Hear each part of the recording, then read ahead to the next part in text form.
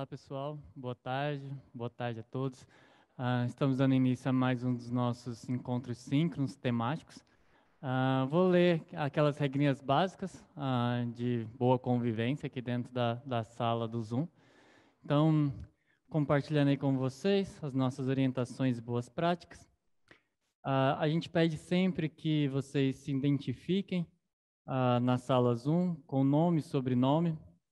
A gente informa que, para melhor condução das atividades, os microfones estão desabilitados, ok? E solicitamos que mantenham os vídeos desligados. Tenham comprometimento com o horário, a gente está sempre cumprindo o horário rigorosamente, então acaba que se vocês atrasarem para entrar, acabam perdendo o comecinho da aula e a depender do conteúdo, isso pode prejudicar ali a compreensão. Não haverá intervalos, a aula é corrida, por isso, cuidado para não se distrair, traga um lanche, um café para você acompanhar. E a gravação deste encontro será disponibilizada no Moodle e também no YouTube, como vocês sabem. Socialize materiais e informações que desejar, mas não compartilhe o link e o código de acesso ao Zoom. Como a gente sempre tem reforçado aqui, isso é para manter manter a privacidade de todos, inclusive de vocês. Dúvidas, bem, a gente vai delimitar. Quando estiver faltando ali uns 15 minutos no final da aula, eu vou abrir para dúvidas, mas lembrando que a gente pode fazer aquele bate-papo, eu vou acompanhando o chat daqui. Então, conforme as dúvidas vão surgindo, eu vou captando. As perguntas devem ser registradas no chat do Zoom. Eu sei que alguns colegas acompanham pelo YouTube, mas a gente, bem, acha que dê prioridade ao Zoom pelo fato de que vocês podem participar, podem levantar as perguntas, o que no YouTube não é possível, ok? E priorizem o uso do chat para questões específicas do curso, evitem comentários pessoais e direcionados a colegas. Caso não haja tempo para atender ao seu questionamento, registre no fórum de dúvidas. Uma colega, por exemplo, colocou no final de semana uma dúvida lá no fórum, eu já respondi. Então, as dúvidas que forem aparecendo lá, a equipe de monitoria ou alguém da equipe vai sempre respondendo de acordo com a disponibilidade. Tá bem? Bem, essas são as nossas recomendações diárias, é aquele tempinho, né, para vocês irem se entrando na sala, os atrasados irem chegando. E aí a gente vai... Bem, eu quero dar continuidade. Hoje eu quero finalizar conteúdo que ficou pendente, né, no nosso encontro da quarta-feira. E eu quero, bem, adiantar, tem conteúdo para a nossa primeira lista. Então eu quero chegar pelo menos até o conteúdo da questão 4 e dar algumas dicas em relação à questão 5, que é tema da nossa aula da quarta-feira. Mas antes eu quero completar o que ficou faltando da aula passada. A gente estava falando sobre o produto... deixa eu só ver se tem alguma coisa. Pode passar o link das aulas gravadas no YouTube. É só procurar por Nitai no YouTube, vocês encontram. Mas eu posso, talvez no horário das dúvidas, no final da aula, mostrar. Mas tem no Moodle. Então, todas elas estão disponíveis no Moodle. Vocês têm o link lá mesmo do Moodle. Mas se quiserem encontrar direto no YouTube, é só procurar por Nitai. Nitai...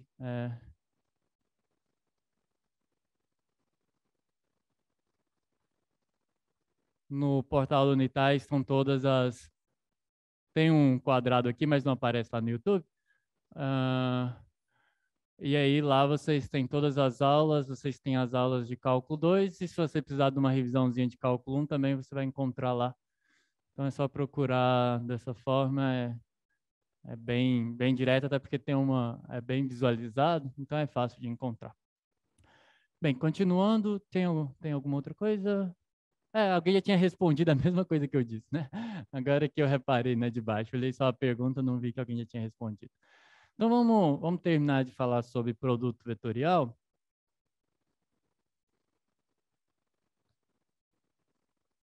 Para a gente poder avançar. Vetorial. Essa parte, pessoal, é porque são conceitos da geometria analítica e da álgebra linear, que às vezes vocês não tiveram contato antes do curso de cálculo 2, eles são necessários para o cálculo 2, mas eles não são o foco. Vocês podem observar que na própria lista não tem muito coisa sobre produto vetorial, produto escalar, mas são coisas que são usadas. A gente vai falar de equação do plano, equação de reta, tangente, coisas assim. Essas informações aparecem. O que eu disse para vocês é que quando a gente tem dois vetores, e é necessariamente vetores do R3, quando a gente tem dois vetores do R3, por exemplo, o dado pelo vetor x1, y1 e z1, e o vetor v dado por x2, y2 e z2, a ideia do produto vetorial é encontrar um terceiro, desde que esses vetores não sejam múltiplos um do outro, ou seja, se U e V não são colineares, paralelos, a ideia do produto vetorial é encontrar um terceiro vetor que seja perpendicular aos dois. A ideia do produto vetorial, então, a ideia-chave aqui, para motivar, qual é? A ideia é encontrar um W vetor, lembrando que o produto escalar é um número, né? Então, quando eu falo produto vetorial, eu quero encontrar de fato um vetor, e eu quero que esse vetor seja perpendicular tanto ao U como ao V. Esse é o símbolo de perpendicular, tá, pessoal? Basicamente, um ângulo reto aqui é um símbolo para perpendicular. Então, só perpendicular.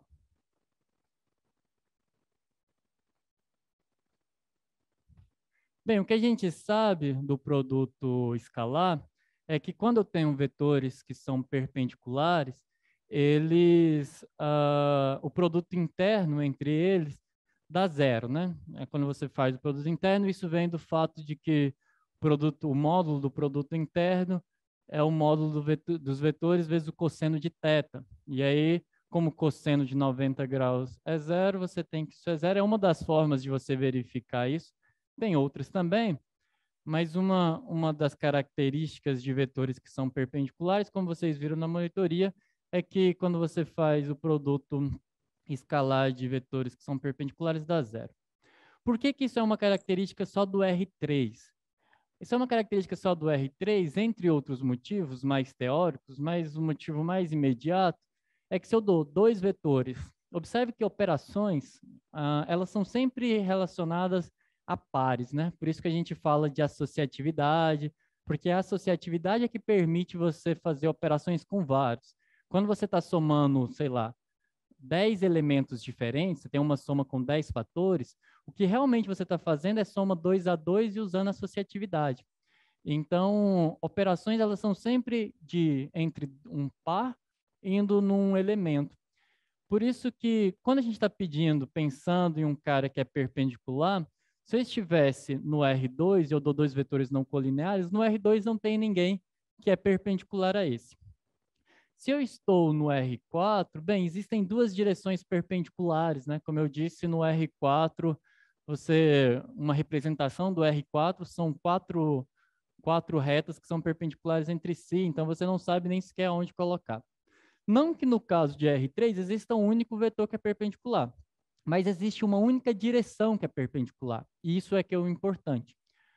Para você encontrar, se a gente pensar nesse W3, se foi isso que eu fiz no final da aula passada, se a gente pensar nesse W3 como sendo x3, y3 e z3, a ideia de encontrar um vetor que é perpendicular, ela passa por resolver um sistema que é o seguinte, né? Eu estou dizendo que a W é perpendicular a U, então eu tenho que W, produto escalar com U, é zero, mas W produto interno com U é produto coordenada a coordenada somado, né? Então fica x3 vezes x1 mais y3 vezes y1 mais z3 vezes Z1, e eu quero que isso seja zero, porque eu quero que seja perpendicular. De maneira análoga, W vezes V, eu quero que seja perpendicular também, então eu quero que o produto interno, ou o produto escalar, dê zero. Então eu quero que x3 vezes x2 mais y3 vezes y2 mais z3 vezes z2 seja igual a zero. Esse sistema tem uma quantidade, existem infinitas soluções desse sistema. Isso porque quando a gente pensa em vetores, vamos fazer um desenho aqui no quadro 2. Se eu pensar que o vetor U e o vetor V formam um plano aqui, né? Pensem que o vetor U e o vetor V está formando o plano gerado pelo quadro. Qualquer vetor que é perpendicular, aquele vetor que a gente imagina saindo aqui do plano que o contém, pensando que esse aqui é o plano, qualquer vetor que foge, ou seja, que é perpendicular aos dois, ele é uma solução para aquele sistema. Só que a gente está interessado num particular, né, que vai definir o produto vetorial, e aí para encontrar acaba sendo a solução mais simples desse sistema. Então, se a gente voltar aqui no quadro 1, uma forma de você resolver esse sistema você multiplica, você elimina uma das variáveis, lembrando que eu quero resolver isso eu estou procurando W, né? U e V são vetores dados, então estou procurando x3, y3 e z3. Para quem tem um pouco de noção aí de resolução de sistemas lineares, se eu tenho duas equações e três incógnitas, existe uma solução não trivial, e aí o que você faz elimina uma delas, por exemplo, você pode eliminar o x3, basicamente multiplicando a primeira equação por x2, a segunda equação por x1 e subtraindo uma da outra. E aí, quando você faz isso, você encontra uma solução particular. Eu fiz isso no final da aula passada. Para a gente ganhar tempo, eu já vou colocar a definição. Então, o produto vetorial com V, ele é dado. E aí eu vou mostrar também, tem uma forma usual da gente calcular isso. Ele é dado por y1 vezes z2 menos y2 vezes z1, z1 vezes x2 menos z2 vezes x1, x1 vezes y2 menos x2 vezes y1. Isso é uma solução daquele sistema de equações, tá bem? Tá. Perguntando para o suporte. Então, isso é uma solução, é exatamente a solução que se obtém quando você faz aqueles cancelamentos que eu disse. E aí, isso aqui é uma definição. Existem outros perpendiculares? Existem, mas é esse que a gente vai escolher como sendo o produto vetorial. Existe uma forma usual de se calcular ele, mais fácil do que você memorizar. Memorizar nunca é muito bom. Uma forma de você calcular, ela não é propriamente um determinante, pessoal, porque determinantes são entre números, eu vou colocar vetores aqui. Mas é um bom, como a gente costuma dizer, né, é um bom macete para você pensar. Eu não estou usando sempre aquela setinha de vetor, pessoal, quando não gera uma dúvida do que eu estou falando. Estou só falando de vetores, então fica claro que aí é um vetor, mas quando eu estiver falando de pontos e vetores, eu coloco a setinha para não gerar confusão. Como que a gente faz para encontrar o produto vetorial por esse macete? Bem, existem três vetores que são chamados de vetores canônicos do R3, que é o I, que é nada mais, nada menos do que o 1, 0, 0, que é aqueles que definem as unidades, né? O J, que é o 0, 1 e 0, e o K, que é o 0, 0, 1. Vetores, né? Não pontos. Por isso que eu estou colocando a setinha aqui para não gerar confusão. Uma forma boa de se lembrar, bem, vocês já tiveram que decorar em algum momento como que calcula determinante de uma matriz 3x3, para usar isso para facilitar o produto vetorial. Você consegue encontrar o produto vetorial de uma forma dada pelo determinante. E aqui, quando eu estou falando de determinante, eu já tenho uma propriedade importante para dizer, que é que o produto vetorial é não comutativo. Quando você muda a ordem do produto, você altera o resultado. Isso vai ficar claro nessa expressão. Também dá para tirar da definição. É só você fazer V vetorial usando essa mesma regra aqui. Você vai ver que você vai ter menos esse valor. Mas isso pode ser tirado do determinante se a gente lembrar uma propriedade importante do determinante, que é quando você troca duas linhas, você muda o sinal do determinante.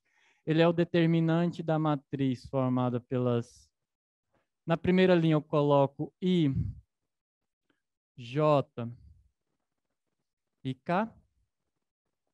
Seguindo a ordem que eu estou fazendo, é U vezes V. Então, na segunda linha eu coloco X1, Y e Z1, X2, Y2 e Z2. Ok? Essa é uma forma muito usada, tem muitos livros que apresentam, acho que nas notas de aula eu coloquei. É uma forma bem usual de você memorizar como se calcula o produto vetorial. E aqui você faz determinante mesmo. Linha principal, depois faz esse vezes esse, depois faz esse. Aquela, eu não sei como que vocês chamam aqui, lá em Goiás chama regra da borboleta. Eu nunca entendi, eu levei muito tempo para entender por que era borboleta, é porque você coloca um traço aqui, depois você faz aqui, depois você faz esse, e aí fica parecendo asas, né? Porque aí depois você faz esse, o outro lado.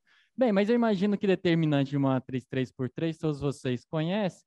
Quando você coloca, isso vai dar... Pense que x1, y1 e z1, x2, y2 e z2 são números, e eles vão multiplicar esses vetores, né? Então, o produto desses números vão entrar dentro de cada uma das coordenadas do vetor, seguindo I, J e K que aparecem aqui na primeira coluna.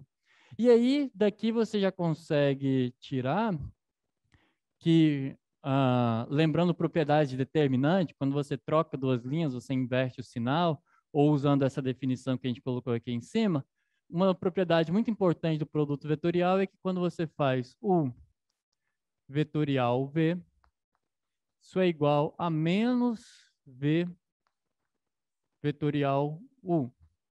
Em particular, o produto não comuta, ok? E aí tem uma outra regra importante que geralmente, para você entender qual que é a direção, né? Um é para cima, o outro é para baixo, mas tem o mesmo módulo. Uma coisa importante aqui é que existe a tal regra da mão direita, né? Sempre direita é positiva, a regra da mão direita, os canhotos não têm muito vez no mundo.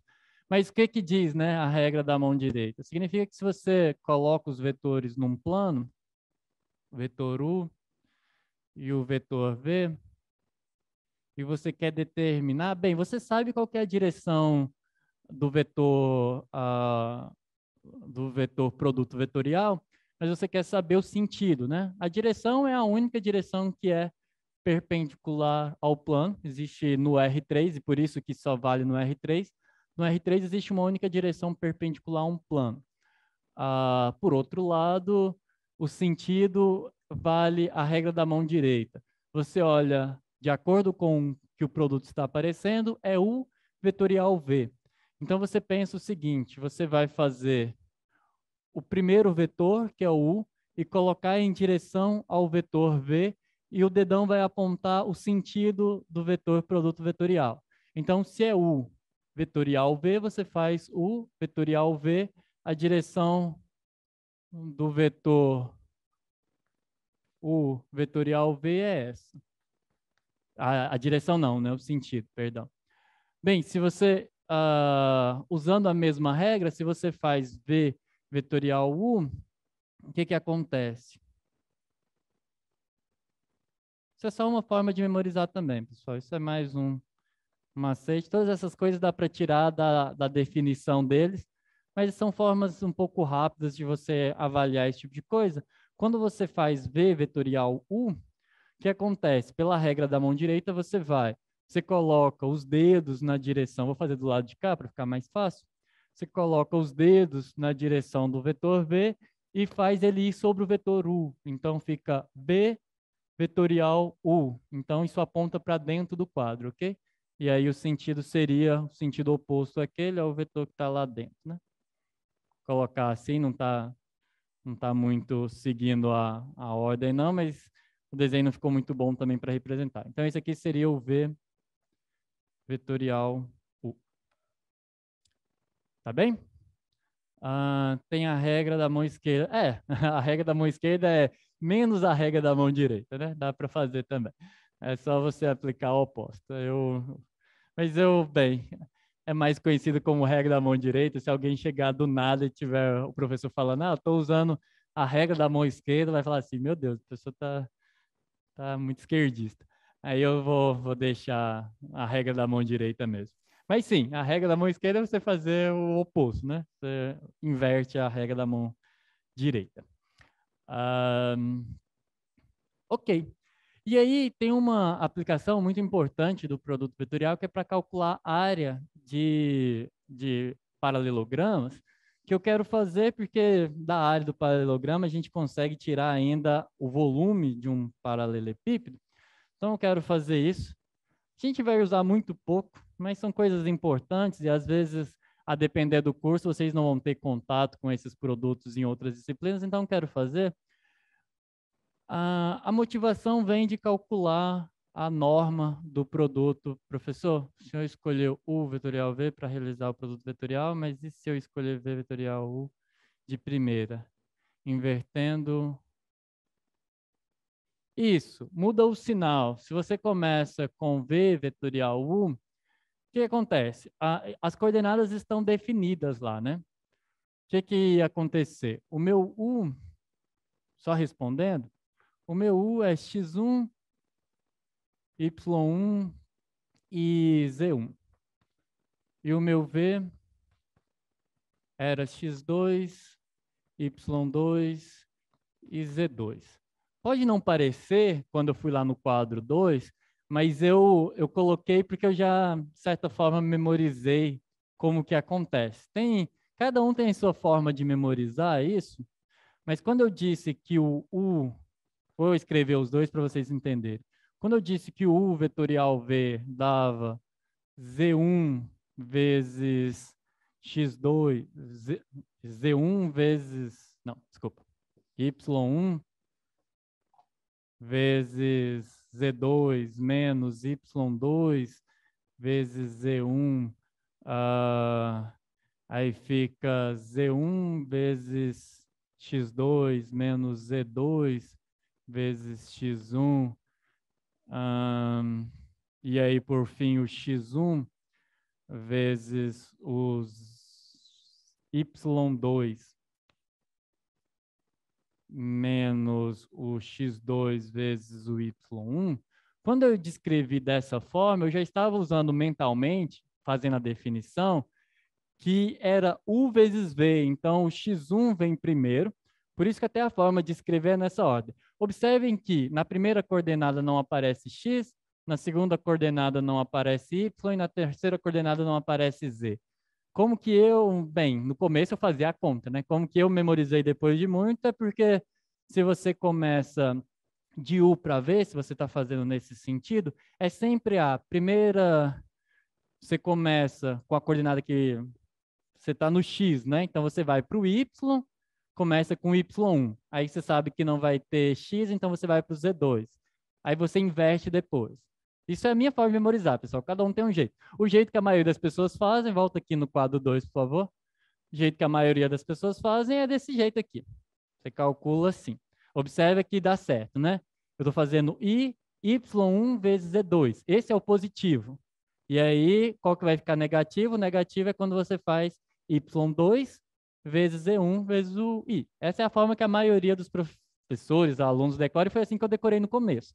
Depois eu percebi que tinha um padrão aqui, que é, bem, do x eu vou para o y, do y eu vou para o z, e do z eu vou para o x, então rodando no sentido positivo. E, bem, aí eu memorizei. Mas o que acontece é que se você fizer o v vezes o u, só terminando de responder, bem, aí eu teria que inverter as coisas na minha cabeça e entender que eu estou começando com esse, né? Então vai ser y2 vezes o Z1 menos o Y1 vezes o Z2. Aí vai de novo. Agora o Z2 menos o X1 menos o Z1 vezes o X2 e por fim o o X2 vezes o Y1 menos o X1 vezes Y2. Porque essa é a definição que respeita a regra da mão direita. Não é porque eu escolhi fazer desse jeito, é porque essa é a regra que satisfaz a orientação positiva do R3. Porque existe uma orientação, né? Você considera que o sentido esquerdo, quer dizer, que para a direita do zero é o positivo. Isso é o que define uma orientação. Poderia fazer a outra? Poderia. Se a maioria da população fosse canhota e não dessa, a gente teria provavelmente a outra orientação. Mas não é o caso, então a gente fica com essa. E por isso que fica evidente aqui que um é menos o outro. Tá certo?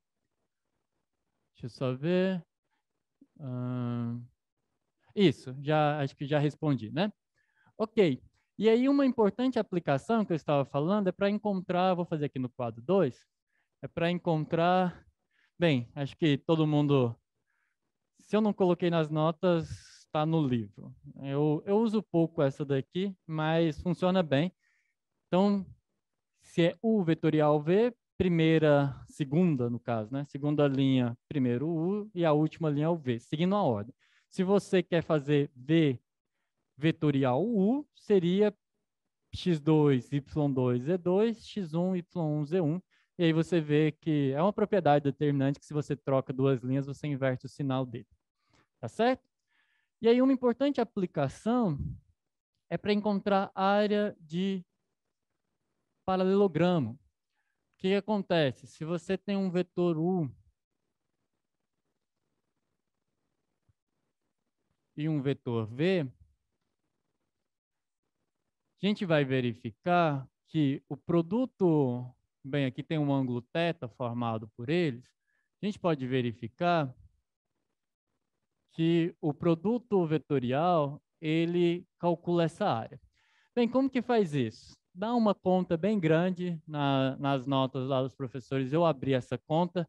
Aqui eu não vou fazer toda ela, a gente está um pouquinho atrasado no conteúdo, principalmente porque a gente precisa chegar no conteúdo das listas, né, que eu acho que é prioritário para todos. Eu vou deixar como exercício, só para vocês olharem lá as contas que estão nas notas dos professores, que se você calcula a norma de U vetorial V, bem, como que calcula a norma de um vetor, né? Do mesmo jeito que a gente fez, você tem as coordenadas dele, eleva todas as coordenadas ao quadrado e tira a raiz. Você vai desenvolver, faz uns cancelamentos, é exatamente por isso que eu não quero fazer, porque dá um tantinho bom de contas, imagina, né? Cada uma das coordenadas aqui tem 2 fatores, aí fica uma conta um pouco grande e que o importante é onde a gente vai chegar.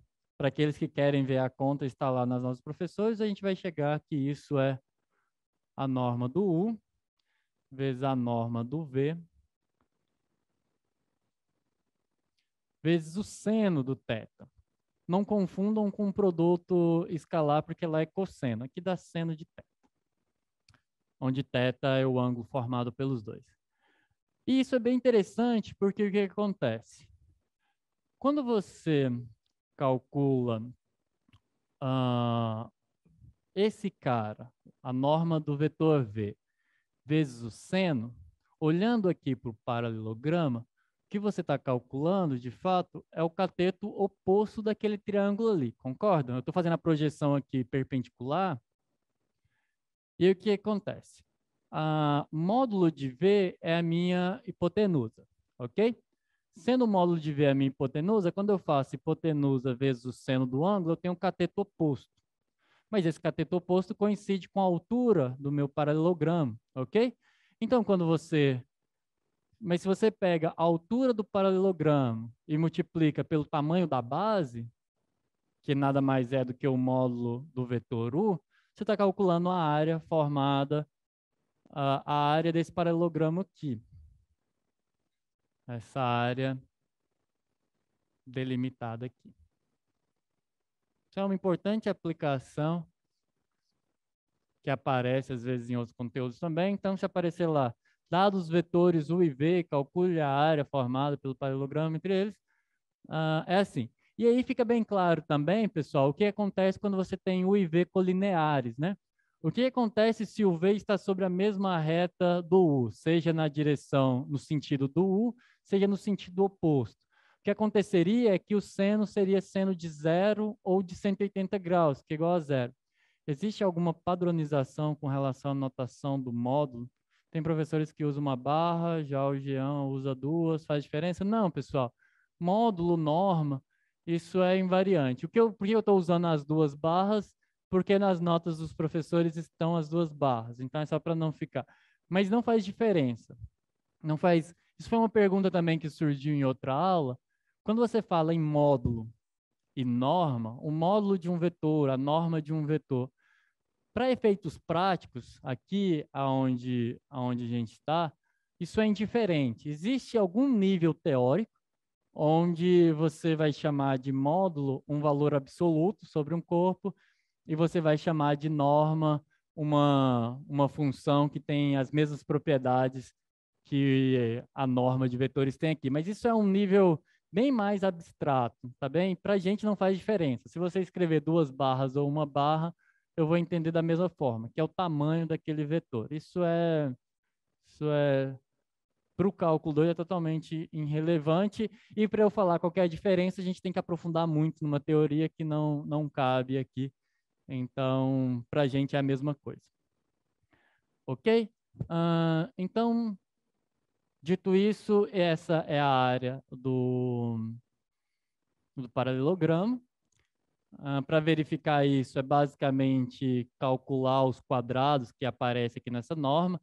Geralmente a gente calcula isso já começando com um quadrado, assim como eu fiz na aula passada para calcular o módulo do produto interno, tá bem? Você geralmente começa com os quadrados para não ter que se preocupar com as raízes, você chega com o quadrado daquilo é o quadrado disso, e aí você só extrai a raiz positiva e fica com essa regra, e isso daqui é a área do paralelogramo, essa área formada aqui. Ok, e aí fica bem interessante quando a gente coloca um terceiro vetor. Vamos ver se agora eu consigo fazer um desenho bacana, porque essa aplicação é bem interessante. Com isso a gente vai terminar de falar de produto vetorial. É a última coisa que eu quero apresentar, mas eu vou tentar caprichar aqui no desenho. O que acontece? Pensa que você tem o vetor U, o vetor V. Então, esse aqui é o nosso U. Esse aqui é o nosso V. Ok? Bem, aí suponha que você tem um terceiro vetor que não é coplanar com U e V. O que eu quero dizer por não coplanar? Significa que não está no plano formado por U e V. Tá bem? Então, você tem três vetores e o terceiro é não coplanar. Deixa eu tentar desenhar ele aqui. Eu tenho que fazer ele um pouco fora da perpendicular, porque eu já quero tomar a perpendicular. Desenho é sempre mais fácil fazer num GeoGebra, né? Mas vamos tentar aqui. Então, eu vou fazer um paralelogramo, mas estou querendo começar ele aqui. Suponha que você tem aqui um terceiro vetor, que é não coplanar com U e V. E aí o que você consegue fazer é que você consegue fechar aqui um paralelogramo, que vai dar basicamente... Meu desenho não está muito bom. Tentei melhorar, mas não melhorou o suficiente. Mas vai dar para cá. Aqui. Fecha aqui, fecha aqui, fecha aqui. E aí vocês usam a criatividade, que realmente não ficou... Nossa, ficou péssimo. O professor gasta 5 minutos da aula para desenhar um paralelogramo. Vamos fazer nesse quadro aqui, porque desenhar o paralelogramo e depois a gente só completa os vetores, né? Sempre o jeito mais fácil de fazer isso.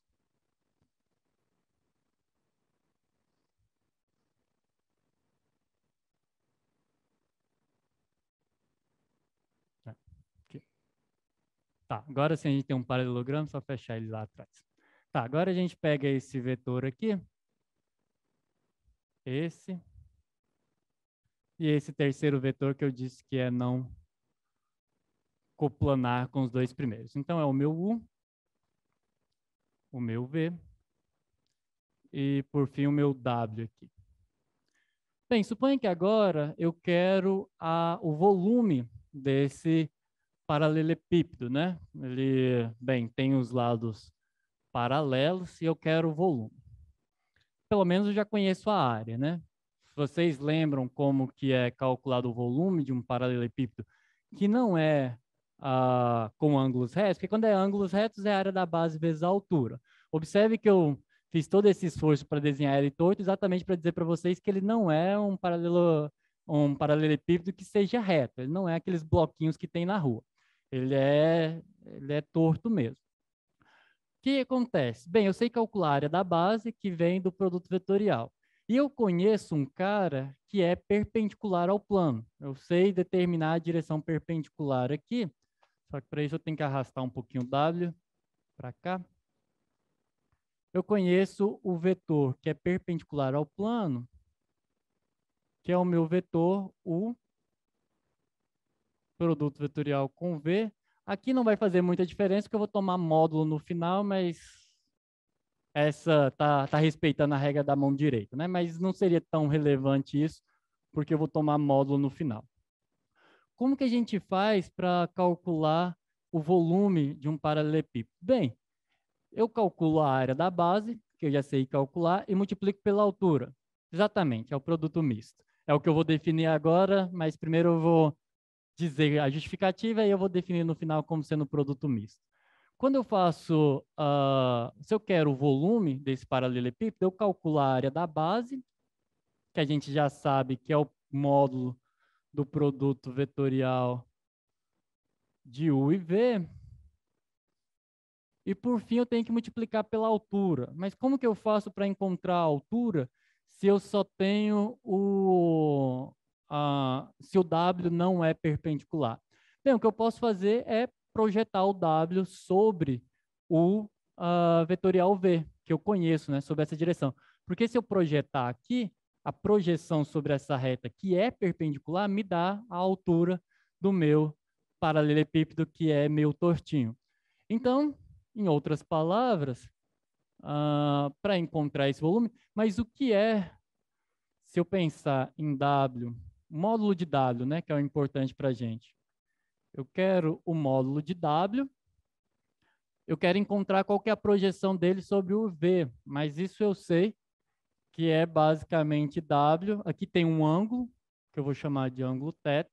Basta que eu multiplique o W pelo cosseno desse θ, ok? E eu vou ter exatamente a altura. Essa daqui é a altura do meu paralelepípedo. Então, bem, se eu tenho a altura, eu multiplico pela área da base. Mas a área da base é o produto vetorial, é o módulo do produto vetorial de U com V. Então, a princípio, é isso que eu tenho que calcular. Eu faço a área da base vezes a altura, cosseno θ. Mas é claro que encontrar esse ângulo não é muito simples. Mas a gente aprendeu um jeito de encontrar ângulo usando o produto escalar. O que a gente aprendeu é que se eu tenho isso daqui, se vocês observarem, eu tenho um vetor, outro vetor vezes o cosseno. Mas a gente sabe que isso nada mais é do que o módulo do produto, e aqui não importa a ordem, porque eu estou tomando o módulo, o módulo do... Pensando como número, eu vou colocar uma barra só para diferenciar. Então, o que é mais usual que eu faço, não é necessário, mas e não está errado se fizer diferente, o que é mais natural é que eu use uma barra só para números reais e duas barras para vetores. Isso é o que é mais usual que eu faço, e é assim que está nas notas também. Então, isso daqui é o módulo de o produto escalar de W com esse vetor do R3, que é o UV. Certo? Não, só uma barra porque é um número real. Isso aqui é um número, né? Porque aqui é produto interno. Observe que eu tenho um vetor, isso aqui também é um vetor, são dois vetores do R3, você está multiplicando coordenada a coordenada e somando. Isso coincide. Então, isso aqui é o volume que eu estou procurando, é esse volume que está dentro desse paralelepípedo. E também tem uma forma um pouco mais simples de calcular, que vem também do determinante. E aqui, como é módulo, eu estou falando de volume, é um valor positivo, a ordem não é relevante. Qual que é? Bem, esse volume, isso daqui é chamado de produto misto. Bem, na verdade o determinante é chamado de produto misto, mas misto porque eu estou envolvendo o produto escalar com produto vetorial. Esse cara de dentro que é chamado produto misto de W com U e V. É interessante verificar que você pode mudar, né? Mas isso é mais fácil você perceber isso olhando para o paralelepípedo. Mostrar que eu posso colocar vetorial aqui e aqui escalar, pode não ser imediato olhando para a conta. Mas se você olha para o paralelepípedo, você percebe que são coisas que coincidem. Qual que é a forma mais usual de calcular esse volume? Você toma o determinante. Bem, vamos dar nome aos bois, né? O meu U vai ser x1, y1 e z1. O meu V vai ser x2, y2 e z2. E o meu W vai ser o x3, o y3 e o z3. Pessoal, tomem muito cuidado. Observem que diferente lá de quando eu estava procurando aquele cara que é perpendicular, o W3 aqui não é o produto vetorial, tá? Porque se ele fosse o produto vetorial, seria imediato, né? Só multiplicar pelo módulo dele. Aqui ele não é o produto vetorial, ele é um terceiro vetor do R3 que eu projeto sobre o produto vetorial para encontrar o volume. Com essa escolha aqui de coordenadas para U, V e W, o volume, também chamado de produto misto, é dado pelo determinante ou módulo. Aqui tem que ter um... Isso aqui é em valor absoluto. Tá, x1, y1, z1, x2, y2, z2, x3, y3 e z3. A gente consegue mostrar que isso daqui é o volume do paralelepípedo, mas tem que ser positivo. Então, coloquem um módulo aqui, ó. Tá? Ficou meio ruim, né? Bem, deixa eu ver um jeito. É porque eu não queria apagar o que eu fiz aqui embaixo. Ah, que chatice. Bem, é o módulo disso daqui. Deixa eu passar. Vou ter que colocar, ter que apagar mesmo e colocar lá embaixo. Fazer o quê? É o módulo disso. Porque determinante, isso aqui é a barra do determinante, não é a barra de módulo. É o valor absoluto desse determinante. Não pode ser negativo, dado que é um volume, né? Esse aqui é o U. Esse daqui é o meu V. E esse daqui é o meu W. Conseguiram entender? Alguma dúvida? Deixa aí no quadro um pouquinho para ver se o pessoal vai entendendo. Professor, existe alguma outra operação entre vetores que resulte em outro que não seja coplanar além do produto vetorial? Pessoal, isso é... o que eu posso dizer sobre isso? Você pode, né? Você pode definir outros. Por exemplo, eu comentei lá atrás que a escolha das coordenadas para o vetor produto vetorial, ela é uma escolha de certa forma arbitrária, né? Eu poderia escolher um múltiplo daquele, eu poderia escolher o que tem sentido oposto, eu poderia escolher vários, com essa direção perpendicular. Só que o produto vetorial, ele está associado a uma coisa um pouco mais profunda, que aí já não cabe aqui num curso de cálculo 2, que é uma relação de formas. A gente tem uma coisa bem abstrata que justifica o produto vetorial, e o produto vetorial ele não é só um produto, né? Ele tem propriedades. Você tem que, se você multiplicar por uma constante, todas as propriedades do produto vetorial vêm do determinante, tá, pessoal? Se você multiplica um por uma constante, o que acontece? Você multiplica uma linha do determinante por um lambda, esse lambda sai, então você tem todas essas propriedades. para satisfazer, para ter essa estrutura toda que o produto vetorial tem, seria só essa. Mas eu posso, bem, eu estou no R4, eu dou 2 vetores. Eu posso definir uma operação entre esses 2 vetores que me dá um novo vetor não coplanar? Posso. Por exemplo, se você faz uma... tem uma forma de completar, deixa eu pensar, você tem um vetor de 4 dimensões, você pode encontrar, definir uma determinada operação, que desses 2 vetores vai dar um vetor que é sempre perpendicular a esses 2. Só que isso vai ter as propriedades que eu quero, todas aquelas operações? Não, porque isso não tem unicidade, você teria outras formas de encontrar. Então, sim, é possível definir outras relações, outras operações, entre aspas, entre 2 vetores que me dá vetores não coplanares. Elas só não são tão interessantes do ponto de vista algébrico mesmo, das operações e coisas assim. Deu para entender mais ou menos, João? É porque tem outras propriedades no produto vetorial que geralmente é estudado mais lá na geometria, coisas assim.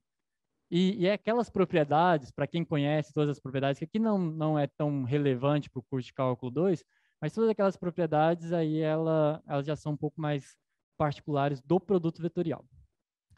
Tá bem, isso era o que eu tinha que ter feito, a gente gastou aí, deixa eu ver, é um tempinho bom, né? O que era conteúdo da aula passada.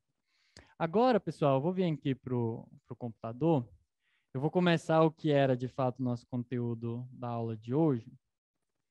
E para fazer essa apresentação, eu vou começar a falar de funções vetoriais. Bem, a gente já entendeu o Rn, vamos tentar ver onde é que a gente está nesse momento, né? A gente já entendeu como funciona o Rn, ok? E a gente já viu algumas operações, a gente já viu ele tanto como um conjunto de pontos, como um conjunto vetorial, a gente associou essas duas coisas, viu que a gente pode fazer algumas operações com esses vetores.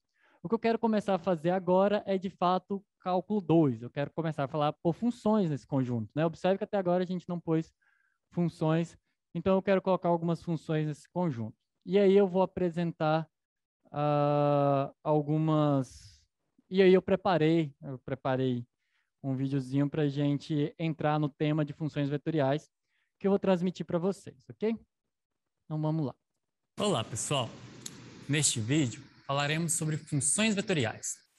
Para entender o que são funções vetoriais, imagine uma curva. Por exemplo, uma parábola no plano. Considere a função f, que associa o conjunto dos números reais aos pontos da parábola.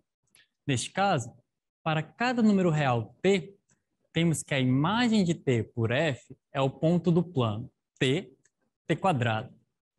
Bom, no caso geral, dado um subconjunto A do conjunto dos números reais, a função alfa, que vai de A em Rn, que associa a cada t em A o vetor alfa de t em Rn igual a x1 de t, x2 de t, até xn de t, é chamada de função vetorial. E cada função xi, que vai de A em R e associa t ao número real xi de t, com i variando de 1 a n, é chamada de função coordenada i. É comum nos referirmos a funções vetoriais como curvas do espaço Rn. Por exemplo, podemos ver a circunferência como o gráfico da função vetorial alfa, que vai do intervalo 0 a 2π no R2, dada por alfa de t igual a cosseno t, seno t. Como toda função, uma função vetorial possui domínio, contradomínio e imagem. O domínio de uma função vetorial alfa é um subconjunto do conjunto dos números reais que denotaremos por d de alfa. Vale notar que, em caso de não especificarmos este conjunto, assumimos que o domínio é o maior subconjunto de R para o qual a função está bem definida, ou seja, onde ela de fato pode ser calculada. Em geral, o contradomínio de uma função vetorial alfa é o espaço Rn. Observe que as funções reais estudadas no cálculo 1 são casos particulares de funções vetoriais, o caso n igual a 1. Já a imagem de uma função vetorial alfa é um subconjunto do contradomínio de alfa, formado por todos os pontos V, tais que existe um t no domínio da função satisfazendo alfa de t igual a v. Em outras palavras, é o conjunto formado por todos os pontos alfa de t com t no domínio.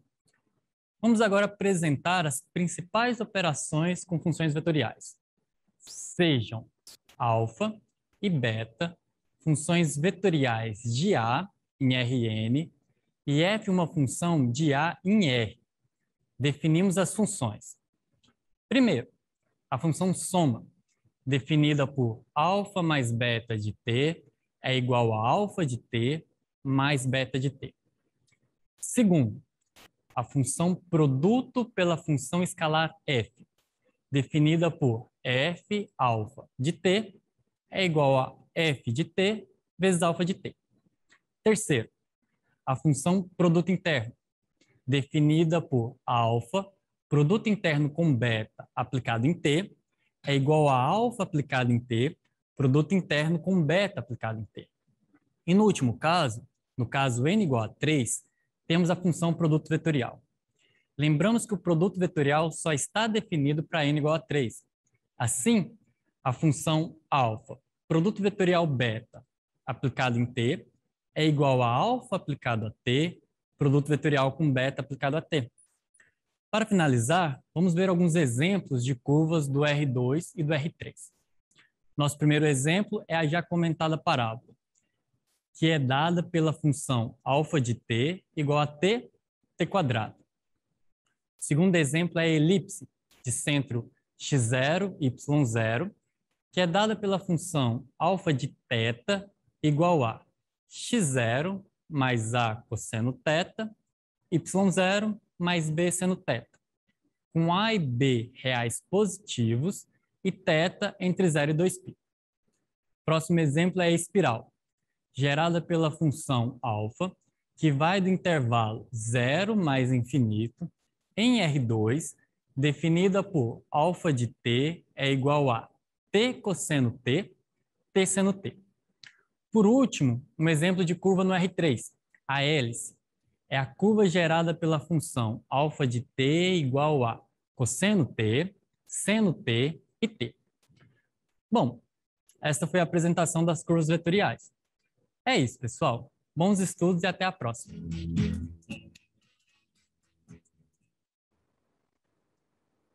Ok, pessoal. Bem, como vocês perceberam, a gente fez um preparo desse vídeo anterior para apresentar para vocês essa família de funções.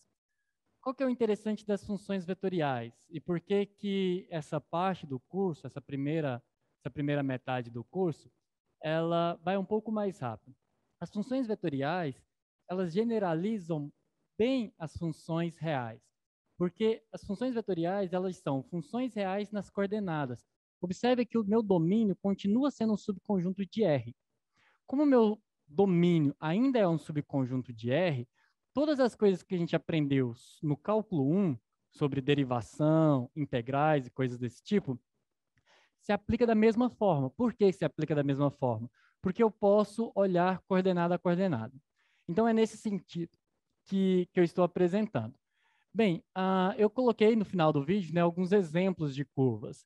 Observem que eu comentei lá na primeira aula que quando você tem, por exemplo, a circunferência, dá um trabalho danado no cálculo 1 você encontrar a reta tangente à circunferência, ou a elipse, ou coisas desse tipo, pelo problema de... Bem, isso não é função, né? Porque quando você olha para a circunferência, e você tenta colocar a coordenada y em função da x, não dá certo. Quando você tenta colocar y em função de x, não dá certo, porque não satisfaz a regra da reta horizontal, vertical, né? Ou horizontal, a depender de como que eu quero definir. Então, só que agora eu mostrei para vocês que tem um jeito fácil de você resolver isso. Você pode pensar que o seu domínio é a reta e o seu contradomínio é o R2. E aí, o que que você faz? Você aplica os pontos da reta no R2. E desse jeito você percebe que a circunferência nada mais é do que, bem, se for a circunferência de raio 1, é uma aplicação que vai do intervalo 0 a 2π no R2, dada por cosseno de t, seno de t, que é basicamente o círculo trigonométrico. Se você quer uma circunferência de raio R, você multiplica por R. Se você quer deslocar a circunferência para um outro ponto, você soma uma constante, né? Você soma o ponto que vai ser o seu centro da circunferência. Bem, continuando, eu vou apresentar, e aí vocês vão ver, eu quero fazer esse encadeamento, a gente vai apresentar 3 vídeos. Eu falei das funções, agora eu vou falar sobre a continuidade e sobre o limite dessas funções. Vocês vão observar que segue ainda a mesma lógica do caso em que... Só um minuto. Do caso... Deixa eu ver aqui. Opa. Bem, que segue a mesma lógica do caso de funções reais. Então, eu vou apresentar no final, vou fazer alguns exemplos, tirar algumas dúvidas, eu vou apresentar os 3 vídeos, depois a gente... E aí vocês vão ver que já responde um pouquinho das questões lá da nossa lista, né? E aí a gente vai chegar nessa parte. Então, vamos para o segundo vídeo, tá bem? Pessoal. Opa, deixa eu voltar aqui. Olá, pessoal. Neste vídeo, falaremos sobre limite e continuidade de funções vetoriais. Para isso, precisamos lembrar de tudo que foi estudado sobre limite e continuidade de funções reais. Trabalharemos com esses conceitos de forma intuitiva, porém, vale ressaltar que toda essa teoria está formalizada. De fato, formalmente, dada uma função alfa, que vai de A, subconjunto de R, em Rn, sendo A um intervalo ou a união de intervalos de números reais, e T0 um elemento de A, ou a extremidade de um intervalo de A, dizemos que o vetor L de Rn é o limite de alfa de T, quando T tende a T0, e denotamos por limite de alfa de T, quando T tende a T0 é igual a L, se, dado o epsilon maior do que zero, existe um delta maior do que zero, tal que, se T pertence ao domínio de alfa e a distância de T a T0 é maior do que zero e menor do que delta, então a distância de alfa de T a L é menor do que epsilon.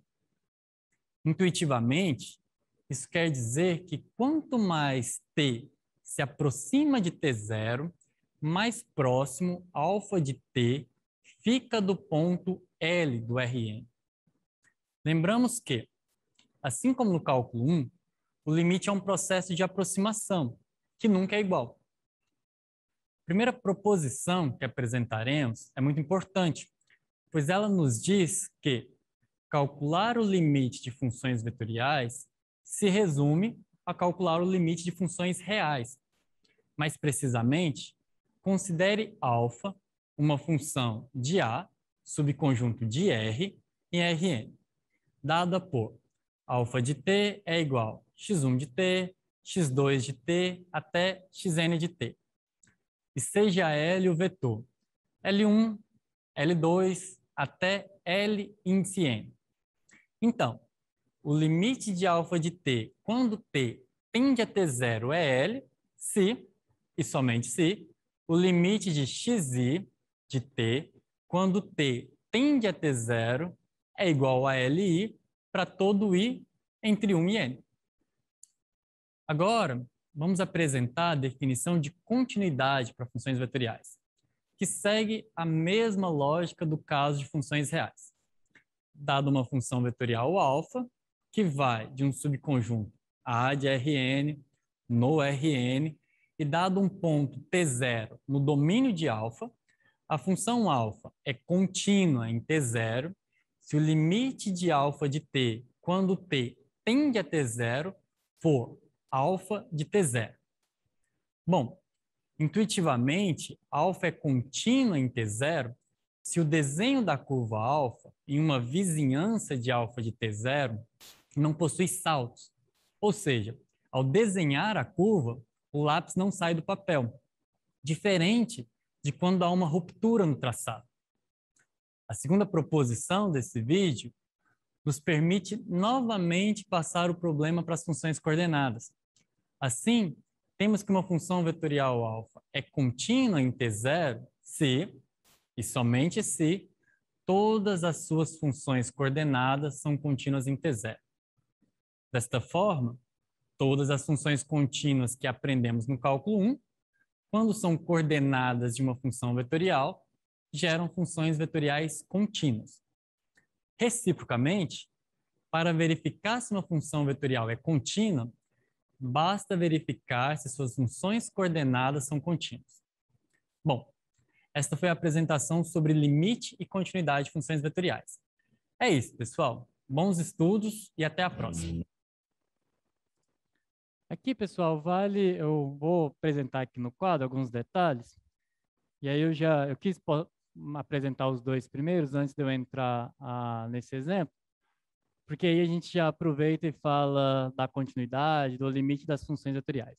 Então, o que eu estou dizendo que é uma função vetorial? Uma função vetorial são curvas do espaço Rn, que em geral você define. Bem, você toma um subconjunto A do R e você aplica isso em Rn. De que forma? Bem, você pode chamar aqui as variáveis de t, e aí você vai levar em coordenadas, né? Isso aqui tem pontos, então você tem coordenadas, que é coordenada 1 de t, coordenada 2, até a coordenada n de t. Isso daqui, em geral, quando você desenha, né? Você tem uma reta, se você está indo, por exemplo, no R2, eu dei alguns exemplos, né? A circunferência, por exemplo. E aí você tem a alfa vindo do intervalo 0 a 2π, aqui. E aí, o que está acontecendo? Né? Para cada t que você pega entre 0 e 2π, você vai no ponto que é cosseno de t, seno de t. São dois pontos, isso mora no R2, porque funções vetoriais. O motivo de chamar funções vetoriais é por causa daquela associação que a gente fez entre o Rn e o espaço vetorial Rn. Você pode pensar que cada ponto do Rn ele representa unicamente um vetor. Então, de certa forma, o que a gente está dizendo é a função alfa é uma função que leva números reais em vetores, tá certo? Porque cada ponto do Rn pode ser visto de maneira única como um vetor, que é o vetor que vai, bem, representado pelo segmento orientado da origem até aquele ponto. Então, é uma forma de você visualizar, e a outra forma de você visualizar, quando você olha, por isso que tem dois nomes, né? Quando você olha para o traçado, quando você olha para a circunferência, por exemplo, em geral a gente chama de curva alfa, porque eu estou mais interessado na geometria da curva formada. Quando eu estou interessado no ponto em si, em geral eu estou interessado nos vetores que esse ponto representa, no vetor que esse ponto representa. E aí eu chamo de função vetorial. Faz diferença? Não, porque o Rn, existe aquela associação que é quase indistinguível entre o que são pontos de Rn e o que são vetores. Qual que é a única diferença? Que quando eu estou chamando de vetores, observe que eu defini algumas operações, né? Eu defini, por exemplo, que se eu tenho se eu tenho alfa e eu tenho beta, quando eu tenho alfa e eu tenho beta, eu posso definir quem que é beta, produto interno ou produto escalar, como preferirem, aplicado em t. Eu defini isso no primeiro vídeo e é beta de t, que é um vetor, vezes alfa de t. Observe que para eu definir essa função, de fato, eu estou considerando a imagem de alfa e a imagem de beta como vetores, certo? Porque eu estou fazendo produto interno, estou fazendo produto escalar e produto escalar é para vetor. Então, aqui eu estou pensando como vetores. Quando eu estou mais interessado na geometria, quando eu estou interessado nos pontos, eu penso mais nisso como sendo uma curva. Mas é indistinguível. Não dá para você diferenciar uma coisa da outra. Se eu tenho uma circunferência, se eu penso nisso como uma função vetorial, ou seja, eu estou olhando para os vetores, as extremidades desses vetores vão me dar a curva, que é a circunferência. E de maneira análoga, quando você olha para uma curva, os pontos dessa curva estão associados a vetores do Rn. Tá claro? Então, por isso que recebem os dois nomes. Eu disse que, em muitos casos, a gente chama isso de uma curva, né? Uma curva no espaço Rn. Só para comentar sobre continuidade e limite, no cálculo 1, somente para quem fez aí no período emergencial, a gente usou os conceitos, de limite e de continuidade de uma forma bastante intuitiva, e aqui não vai ser diferente. Eu estou comentando isso para curvas, porque quando a gente for falar lá de funções que trocam, né, que o domínio é o Rn, eu vou ter que, para falar na continuidade, no limite de funções nesses espaços, eu vou ter que olhar para algumas curvas e dizer que essas curvas são contínuas e têm limite. Mas só para vocês entenderem, é bem simples, né? Se você está aplicando pontos, agora vamos pegar a reta toda, vamos pensar aqui na reta, e estou levando, né? Eu tenho uma curva aqui, pá, tem essa curva, aí aqui eu defino ela por partes, eu saio desse ponto, aquele ponto aberto, todo professor desenha para falar de descontinuidade, faz uma bola enorme que pega uns 20 pontos do Rn para falar de um único ponto. Mas acontece. É só para a gente conseguir desenhar. E aí, em vez de definir ela aqui, e observa que agora essa função vem daqui para cá. Eu nem preciso que esse ponto esteja aqui. Eu posso definir que nesse ponto aqui, que é um t qualquer aqui, um t0, eu posso dizer que ela vem em qualquer lugar, inclusive que ela vem aqui, por exemplo. Não, esse ponto já parece que está fora do plano, né? Vamos botar ele aqui. Então, esse aqui é o alfa de t0. Então, a ideia é a mesma ideia. O que acontece é, qual que é o limite? Vamos pensar que esse ponto aqui é o L, eu chamo esse ponto aqui de L, é um ponto do R2. L é um ponto x0, y0 do R2. E alfa de T0 é esse ponto aqui que eu vou chamar de x1 e y1, tá? Bem, a noção de limite é aquela, é para onde que a função está indo. Então, qual que é o limite de alfa de t quando t tende a t0? É o ponto para o qual a função se aproxima, mas é aquela ideia de aproximação que nunca se alcança. Então, esse limite é o L. Agora, pergunta, alfa de t é contínua em t0? Não, porque L não coincide com a imagem da função em t0. A imagem da função em t0 é alfa de t0. Por outro lado, ela é contínua em todos os outros pontos. O único ponto de descontinuidade pelo meu desenho aqui é esse. Se eu pegasse um ponto T1 aqui, bem, se esse ponto T1 vem, por exemplo, aqui, então em alfa de T1, bem, qual que é o limite de alfa de T quando T se aproxima do T1? Bem, é o alfa de T1, né? E aí ela é contínua nesse ponto. Então, essas noções que vocês precisam ter, que é as mesmas noções lá do cálculo 1. E cada parâmetro, bem, top. Porque a função é um vetor, tem parâmetros, e para parâmetros é uma função, como a gente conhece no ensino médio. Isso. Deixa eu ver se eu entendi, peraí. T0 e T1 estão na reta real? Sim. Esse aqui é o R, tá? De outra forma, você pode pensar, se eu limitasse a um conjunto, pode pensar que esse conjunto aqui que eu delimitei, entre esses parênteses, é o A. Então, de forma mais geral, eu estou indo de um subconjunto de R na reta. Tá? O T0 e o T1 são pontos aqui do R. Entende que agora eu separei. O plano R2 só está servindo para mim colocar a imagem. Essa função que eu descrevi aqui é uma função alfa que vai do R, vamos pensar que eu estou indo de todo o R, no R2. Existe uma terceira forma de representar isso? Existe, só nesse caso. Eu não vou fazer isso em geral, porque senão vai induzir vocês a uma ideia errônea, que é a seguinte, eu posso tentar representar, deixa eu ver aqui, não, é realmente, não ia ficar muito bom se eu tentasse representar essa curva no R3, não ia dar certo, porque eu preciso de um plano, né, para colocar a curva. Então, mas isso é restrito ao R2? Não. Eu posso ir no R3, no R4. Vocês observem que no vídeo eu coloquei, por exemplo, o caso da hélice, né? A hélice ela aparece com uma mola. Ela é uma função do R3, que é como se você estivesse rodando em torno desse eixo. Você vai fazendo... No GeoGebra fica bem melhor. Mas ela é basicamente uma mola que vai subindo em torno de um eixo. Ela pode ser deslocada, obviamente, mas aí nesse caso é de novo uma curva que vai aqui do R para o R3 e que é dada, bem, é uma função do tipo alfa de t é igual, uma das representações pode ser cosseno de t, seno de t e o próprio t. Ou seja, ela roda em torno do eixo Z e vai subindo, ok? Deixa eu dar uma olhada na última pergunta.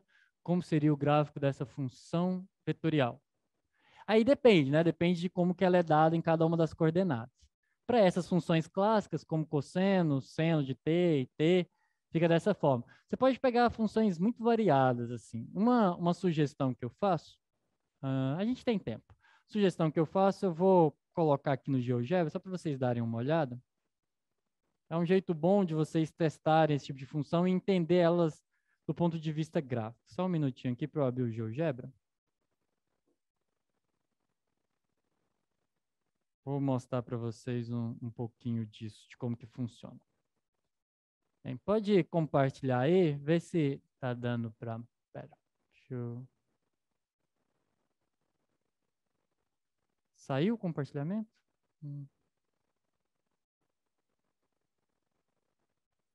Pera. Deixa eu... Só um minutinho aqui, pessoal. Deixa eu ver se eu consigo voltar aqui. Queria mostrar para vocês um jeito bom de vocês visualizarem essas funções. Só voltar aqui. Tá, eu posso... Bem, não sei se vai dar certo para abrir ali, mas vamos voltar aqui no quadro. Bem, existe para quem não conhece, existe um site chamado GeoGebra, que ele funciona bem para vocês visualizarem esses gráficos. Não precisa nem baixar o aplicativo, ele funciona na versão, qualquer navegador você consegue abrir ele. E aí você consegue fazer essas representações. Você pega uma função f de x lá e você define formas variadas. Aí você pode pegar x ao quadrado, seno de x e cosseno de x, por exemplo, se você tivesse no R3. Você pode dar uma olhada no que isso representa, né? É difícil você imaginar esses gráficos, tá bem? É difícil você verificar esses gráficos quando você só joga isso, né? Essa aqui ainda dá para imaginar. Você pode perceber que ela roda em torno do eixo x, certo?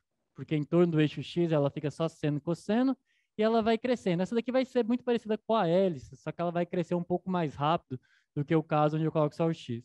Mas se vocês observarem, bem, eu vou tentar mostrar para vocês pelo menos alguns exemplos aqui. Vamos ver um exemplo aqui interessante. Vou compartilhar aí com vocês. Esse é o GeoGebra. Eu estou usando ele como um programa, mas se vocês forem no Google e colocarem lá GeoGebra, vai aparecer ele na versão online. Funciona da mesma forma. Vamos testar uma função aqui, só para vocês terem uma noção. Vou fazer a função x ao quadrado vezes o cosseno de x. Opa, sumiu o quadrado aqui, peraí. Tem um x aqui. X. E aí, se você coloca outra coordenada, desse jeito ele está dando como uma função normal, né? Mas se você coloca outra coordenada, ele entende que isso é uma função. E aí, vezes x ao quadrado, seno de x, por exemplo. Aqui tem que ser sino assim, porque ele entende em inglês. Ele está com algum probleminha aqui que está sumindo o x na hora que eu escrevo. Deixa eu descer aqui. Aquele negócio que eu vou ter que abrir um pouco a tela para vocês verem como que fica, porque ela fica bem grande. Tá, ele aqui está reduzindo só o intervalo 0 a 2π, mas fica muito parecido com a hélice. Depois fiquem tentando, jogue algumas funções aqui, para vocês darem uma olhada como são essas curvas. Mas ele funciona dessa forma, ele leva elementos da reta, e aí você percebe que já não é mais uma função, né? Porque isso aqui, obviamente, não cumpre a regra da reta vertical. Deixa eu dar um zoom aqui. Isso aqui com certeza não é uma função quando você pensa na coordenada y em função da coordenada x. Isso é uma coisa que vai rodando em torno da origem, mas que agora é uma função porque você está vendo como uma função vetorial. Funções geram pontos. Então, diferentes funções geram um ponto ordenado. Isso, esse ponto é ordenado, né? Eu estou diferenciando x1, coordenada x1 da coordenada x2, da coordenada x3, dessa forma. Tá bem? Deixa eu sair aqui. Eu quero fazer apresentar um último vídeo para vocês, e a gente vai fazer um exemplo. Esse exemplo é bem semelhante a uma questão da lista, então eu quero apresentar ele para vocês. Espera aí, só um minuto. Tá bem. Então a gente vai ver agora um vídeo sobre derivadas integrais. A gente já viu que limite e continuidade funcionam da mesma forma, então eu vou... Deixa eu ver só a pergunta ali antes de eu soltar. No caso em que o senhor acabou de escrever, esta função é descrita no R3. Sim, aquela função que eu coloquei no quadro é uma função do R3. É uma função muito parecida com a hélice. Ela gira em torno do eixo, mas ali ela gira em torno do eixo X. O GeoGebra também consegue calcular em R3. É claro que passou do R3 ninguém faz, né? Nem a gente, nem o GeoGebra. Mas ele consegue. Só que aí você tem que abrir uma aba lá.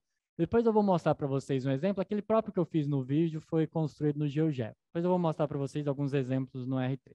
Eu quero passar esse vídeo porque vai ajudar bastante vocês com a lista de exercícios. Então vamos lá. Olá, pessoal. Neste vídeo, falaremos sobre derivada e integral de funções vetoriais. Falaremos também sobre suas interpretações físicas e geométricas. Para isso, é importante termos em mente tudo o que foi estudado sobre derivadas e integrais de funções reais no cálculo 1. Podemos começar considerando uma curva, alfa, no plano cartesiano R2. No cálculo 1, a derivada é introduzida para determinar a reta tangente ao gráfico de uma função real. Como as funções vetoriais generalizam as funções reais, as definições devem coincidir no caso de curvas planas. Bom, para determinar a reta tangente no caso de funções reais, usamos o limite das retas secantes ao gráfico. Faremos isso de maneira análoga para curvas no Rn, n qualquer.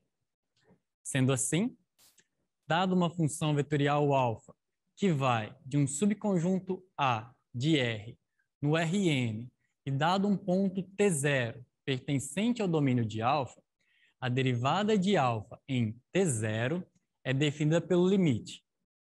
Alfa' de T é igual ao limite de alfa de T menos alfa de T0 sobre T menos T0 quando T tende a T0.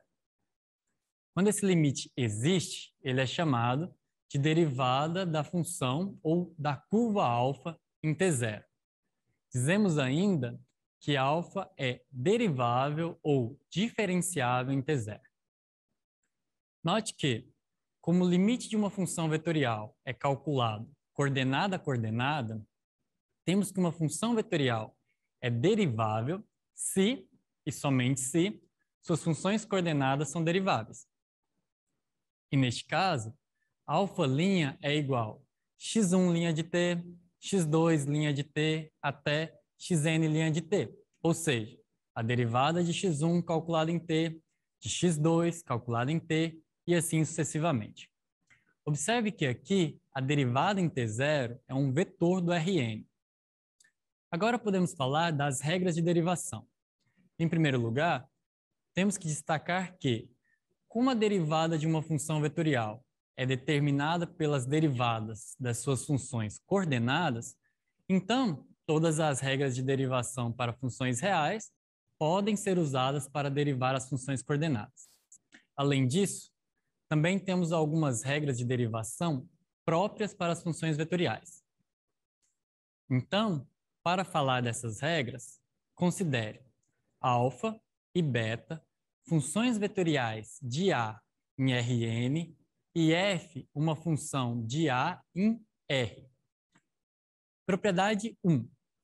temos que a derivada da função alfa mais beta aplicado em t é igual à derivada de alfa aplicado a t mais a derivada de beta aplicado a t. Propriedade 2. A derivada da função vetorial alfa vezes a função escalar f aplicada em t é igual à derivada da função escalar f aplicada em t vezes a função alfa de t mais a função escalar f de t vezes a derivada da função vetorial alfa aplicada em t. Note que essa fórmula é igual à fórmula de derivada do produto para funções reais. O mesmo acontece no produto interno, ou seja, a derivada da função alfa, produto interno com beta, aplicada em t, é igual à derivada da função alfa, aplicada em t, produto interno com a função beta de t, mais a função alfa de t, produto interno com a derivada da função beta, aplicada em t. E, novamente, acontece no produto vetorial. Lembrando que este só está definido no caso n igual a 3. Assim, a derivada do produto vetorial de alfa por beta aplicado em t é igual à derivada de alfa aplicada em t, produto vetorial com beta de t, mais alfa de t, produto vetorial com a derivada de beta aplicado a t.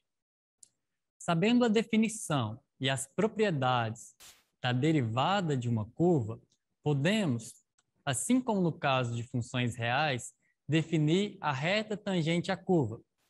De fato, dado uma curva alfa em um ponto t0 no domínio de alfa, se alfa é derivável em t0, então a equação da reta tangente a alfa, passando por alfa de t0, pode ser dada de forma vetorial.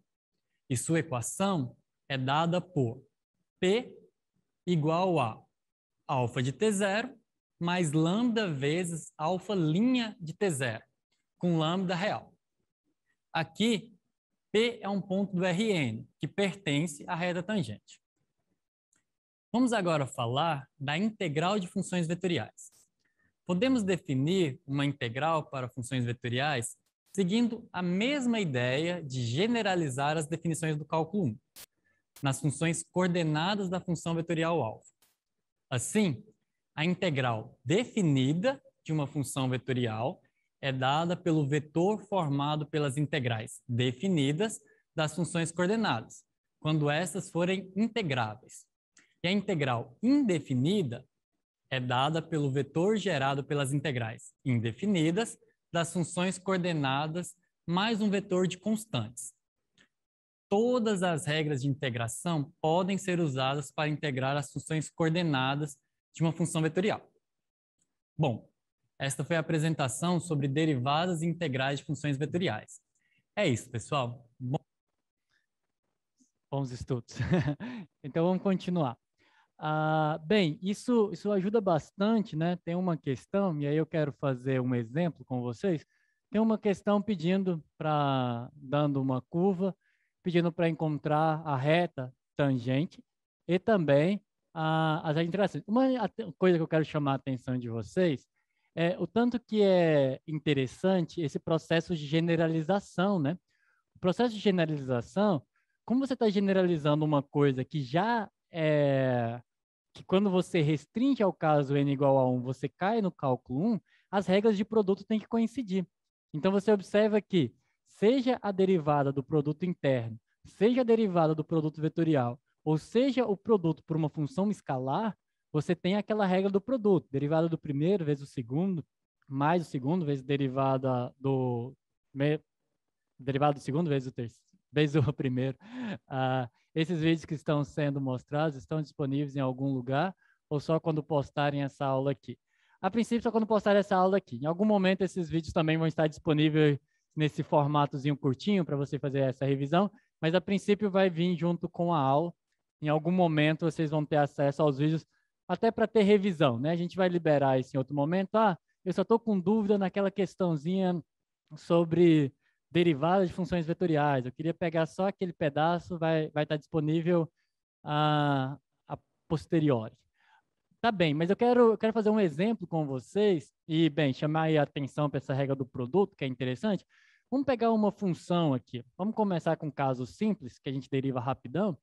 Pegar a função alfa, a gente já falou muito dela, né? 0, 2π em R2, que leva t em cosseno de t, seno de t. Bem, e aí pega um ponto qualquer, né? Você quer, isso aqui é uma circunferência, e você quer a reta tangente no ponto alfa de π/2. Você quer, bem, deixa eu fazer o desenho, porque para ser elucidativo, né? Uma das grandes vantagens do cálculo 2 é poder desenhar as coisas, tudo vira desenho, então deixa eu desenhar.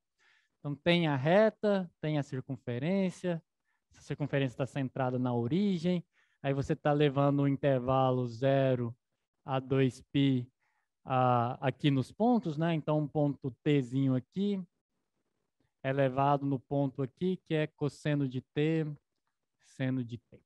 Tá bem? E aí você quer a reta tangente nesse ponto. Vamos supor que esse ponto é o π/2, por exemplo. Você quer calcular nesse ponto. Bem, como é que eu calculo a reta tangente aqui? Bem, para você calcular a reta tangente, primeiro você calcula o vetor tangente. O vetor tangente é o alfa, linha de t0, que graças ao fato de que o limite é coordenada a coordenada, ele é calcular a derivada dentro. Então, você passa o processo de derivar para as funções coordenadas, e as funções coordenadas são funções reais.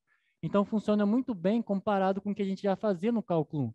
Deriva o cosseno da menos o seno de t0, deriva o seno da cosseno de t0.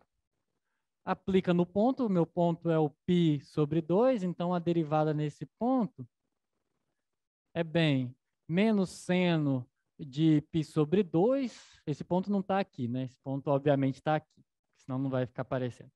Então, é menos seno de π/2. π/2, o seno é 1, vai ficar menos 1. Ok? E cosseno de π/2 dá 0. Existe uma coisa importante. Foi bom esse exemplo e foi bom dar negativo aqui para eu justificar uma coisa. Quando você constrói uma função, ela não é simplesmente o gráfico, ela tem uma orientação. Se eu estou indo de 0 para 2π, significa que eu estou rodando no sentido anti-horário, que é o sentido positivo. Então, significa que a minha curva, ela não é só uma curva, ela está dotada de uma direção, um sentido onde ela é calculada. Por isso que aqui está menos 1, porque o meu vetor, ele é esse vetor aqui. É o vetor menos 1 e 0. E quando eu olho para a reta tangente, como é que eu construo a reta tangente? Bem, você tem um vetor que dá a direção, você tem um ponto, que é o π, o alfa de π/2. Então, para você encontrar a equação da reta, a reta é uma equação que mora aqui no R2, que é dada pela função x e y igual, ela passa por esse ponto, então tem o alfa de t0, de forma geral, mais um lambda, que é um número real. É como se fosse o parâmetro, né? É como se fosse, não, é o parâmetro, vezes o alfa' de t0. Isso aqui no caso geral.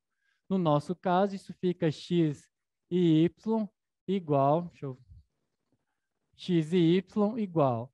O alfa de t0 é alfa de π/2. Cosseno de π/2 é 0.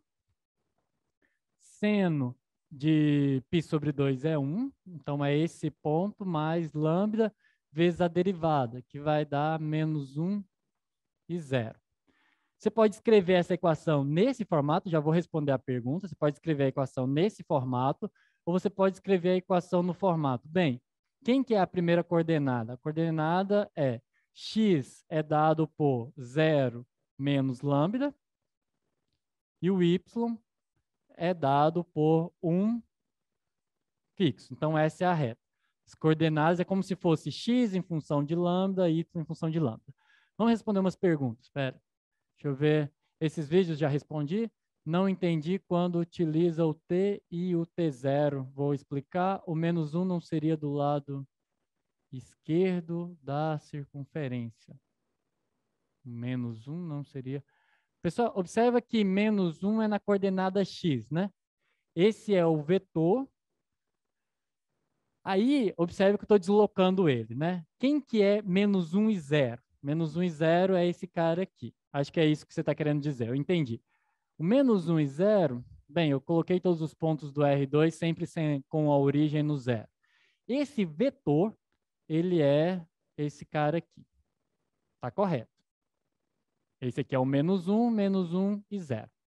Só que lembra que o vetor, ele é um cara que eu posso pegar qualquer um que é paralelo a ele e representa o mesmo. Eu estou deslocando ele para onde me interessa, porque é aqui que eu quero calcular a reta. Não está errado, porque aqui eu estou falando só do segmento orientado. Esse segmento orientado aqui define para mim a reta que é tangente. Isso acontece, em muitos casos eu tenho que deslocar. Deixa eu ir lá para o quadro 2 para pegar um caso bem genérico para vocês perceberem isso. Quando eu vou do R para o R2, por exemplo, aí eu tenho uma curva aqui. Ok? Essa é a minha curva. E aí, a alfa faz esse trajeto. Se eu pego um ponto aqui e falo na reta tangente aqui, é claro que o vetor tangente que mora, sim, bem aqui, com origem na origem, eu vou ter que transladar ele para cá para falar da reta tangente, porque é ele que me dá a direção e o sentido para a reta tangente. Então, eu tenho que transladar ele aqui para esse ponto alfa de T0, quando eu quero calcular. Professor, pode fazer uma revisão de equação paramétrica da reta? Posso sim. Inclusive, acho que estava nas notas, né? Acho que tinha que ter feito isso. Deixa eu fazer a revisão. Deixa eu ver se tem uma pergunta antes. A coordenada vai ser dada sempre pela aplicação da função no T0 mais a derivada de alfa em T0? Sim. A equação da reta é essa. Deixa eu fazer o caso geral aqui. Bem, acho que vai ajudar eu falar como que funciona uma reta parametrizada, né? Tá, vamos pegar o R2, ou Rn qualquer, mas vamos começar com R2. Se eu dou um ponto para vocês, um ponto P, 0, e um vetor. O vetor vai ser o vetor U. Eu vou representar ele aqui separado. Ele é o vetor U, que é o vetor de coordenadas x0 e y0. Do jeito que eu defini vetor, bem, esse cara tem a origem aqui. Mas lembre que eu posso tomar ele em qualquer ponto, ok? Então, se eu quero uma reta que passa por P0 e tem a direção do vetor U, vamos pensar que representado aqui no R2, esse vetor está bem aqui. O que isso quer dizer? Significa que esse daqui é o y0 e esse daqui é o x0, ok? Mas eu quero uma equação que passa por P0 e tem essa direção e esse sentido, né? Claro que reta não faz muito sentido, mas acaba sendo carregado pelo vetor. Como que é essa reta? Bem, para eu construir essa reta, eu quero que ela tenha essa direção, ela vai acabar tendo o mesmo sentido, mas eu quero que ela passe por aqui. Ela passe por aqui. Então, eu tenho que deslocar esse vetor para cá. E a reta que eu quero é essa reta aqui. Por quê? Porque o ponto P0 só é um ponto fixado. O que me dá a direção e o sentido é o vetor. Então, para eu fazer isso, como que fica essa equação? Bem, a minha equação é os pontos P, que eu posso parametrizar como sendo x e y, que são dados por P0. Ficou péssimo eu chamar o U de x0 e y0. Deixa eu mudar aqui, pessoal, só porque eu não gostei dessa notação, não. Vamos chamar de A e B, tá? A e B é mais bonito. A e B, então aqui é B, aqui é A. Vocês já vão entender por que eu fiz isso? É porque eu quero que o P0 seja o x0 e y0, né? Vamos usar notações clássicas para depois não confundir vocês quando forem estudar. Então, quem são os pontos que moram sobre essa reta? Um ponto qualquer aqui, x e y. Bem, ele é o P0, mas eu uso um parâmetro, vocês podem usar t, lambda, o que vocês preferirem, eu vou chamar de lambda. Lambda são números reais, todos os números reais, tá? É só um parâmetro. Porque uma reta nada mais é do que uma função vetorial. Observem que ela cumpre as propriedades de função vetorial. Então, ela também tem coordenadas. A reta é uma curva do R2, ela é uma função vetorial. Lambda vezes esse vetor, ok? Então, é assim que é dado uma equação da reta. Então, fica x e y é igual a x0, y0, mais lambda vezes AB. Você pode deixar a equação nesse formato, ou você pode escrever ela coordenada a coordenada, ou seja, o x de lambda, esses x e y são os pontos que pertencem à reta. O x de lambda é o x0 mais lambda A, e o y de lambda é o y0, por isso que fica melhor A e B, mais lambda B. E aí, no caso da reta tangente, o que acontece é, vou aqui para o quadro 3. Vamos agora passar isso que eu acabei de fazer para uma dimensão maior, pessoal, as coisas se generalizam da mesma forma, tá bem? Agora vamos de novo para o caso de uma curva. Eu tenho uma curva aqui, tem uma curva que vai de R no R2. Eu estou fazendo esse caso só porque é o que é mais rápido de desenhar, tá? Se eu fosse só desenhar isso aqui no R3, já dá um trabalho danado. Então, aí eu tenho um ponto T0, certo? O T0 é elevado em um ponto que mora na curva. Então, T0 é elevado aqui, alfa de T0. Ok? Alfa de T0 é esse ponto aqui.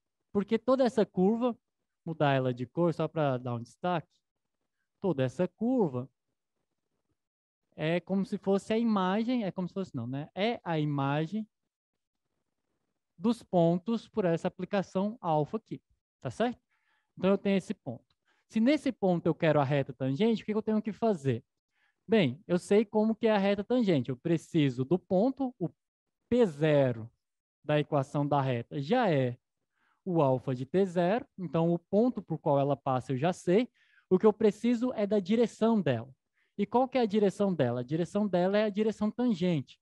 Então, bem aqui, eu preciso de um vetor que me dê a direção tangente a essa curva. Como que eu encontro essa direção tangente? Para encontrar essa direção tangente, eu preciso calcular a derivada ou o vetor derivada dessa função vetorial exatamente nesse ponto, que nada mais é do que alfa' de T0. Se você pensa que a alfa de T são funções coordenadas, ou seja, x de T e y de T, então, alfa' de T, quando existe, e só existe nesse caso, ela é x' de T, y' de T. E é isso que eu preciso calcular aqui. Isso daqui vai me dar um vetor. Esse vetor, a princípio, mora com a origem ali no x0, mas eu vou transladar ele do mesmo jeito que eu fiz lá na reta para cá, para que ele me dê a direção e o sentido da reta tangente. E aí, bem, esse cara vai me dar um vetor, que vai ser o meu vetor AB nesse caso, e a reta tangente vai ser os pontos P igual a x e y, dados por P0, mais um parâmetro, que para a gente pode ser lambda, que multiplica o alfa' de T0. Em outras palavras, bem, o P0 eu estou dizendo que é o alfa de T0, então isso é alfa do ponto onde eu quero a reta tangente, mais lambda vezes a derivada no ponto. Tá ok? Responder mais umas perguntas. Professor, pode fazer uma revisão? Já fiz. Isso aí é Fibonacci? Ah, tá, a espiral. Não, não é. Aquela espiral que eu dei lá não é a parametrização da espiral de Fibonacci. Ela tem, para você parametrizar ela, deixa eu ver se eu consigo lembrar a parametrização de cabeça. Não. Se eu tentar, eu vou provavelmente errar. Eu trago na próxima aula qual que é a parametrização exatamente daquela. É porque tem várias espirais, né? Claro. E aí eu vou trazer para vocês qual que é a parametrização exata da Fibonacci, porque a Fibonacci ela cumpre a relação áurea, né? Você tem a relação áurea nela. E aí eu não acertaria de imediato a parametrização dela. Mas eu trago na próxima aula sem problema nenhum.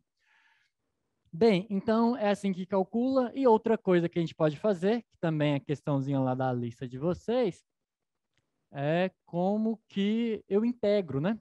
Já disse como que deriva, derivada, deriva, coordenada, coordenada. Como que eu integro? Como que eu integro?